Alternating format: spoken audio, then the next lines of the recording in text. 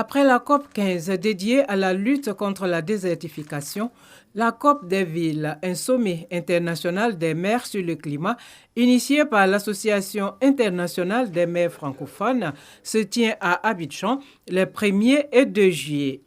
La présidente de cette organisation, Anne Hidalgo, maire de Paris, reçue par le vice-président de la République, Tiemoko Méliette Kony. L'occasion de faire le point sur l'Assemblée générale de l'association et la lutte contre le changement climatique. Les villes ensemble ici à Abidjan pour apporter des solutions sur les questions relatives au changement climatique et pour porter un plaidoyer. Nous ferons une déclaration à l'issue de cette rencontre avec les maires venus de tous les continents qui soient portés ensuite au niveau des États.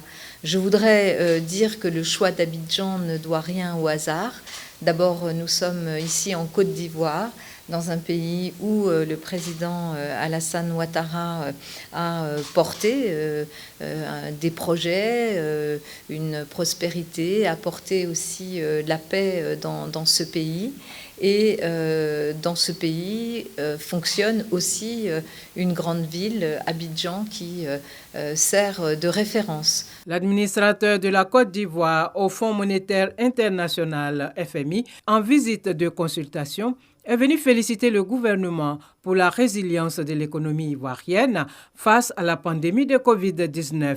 Il a par la suite abordé avec le vice-président Tiemoko Méliette Kony les voies et moyens de faire face aux récentes crises, notamment alimentaires et énergétiques. Nous avons constaté que les Ivoiriens et les autorités ivoiriennes ont pu mener une politique vraiment ajustée sur la crise et taillée pour la crise, et nous espérons que cette politique continue à l'avenir.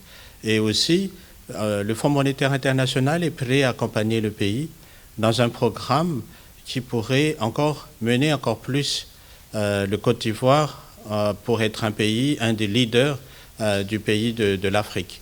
Vous savez, actuellement, tout le monde se regarde vers l'Afrique et espère que la croissance soit au rendez-vous.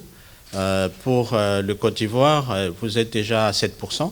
L'administrateur de la Côte d'Ivoire au FMI a par ailleurs réaffirmé la détermination de l'institution financière à accompagner le pays dans ses efforts de développement.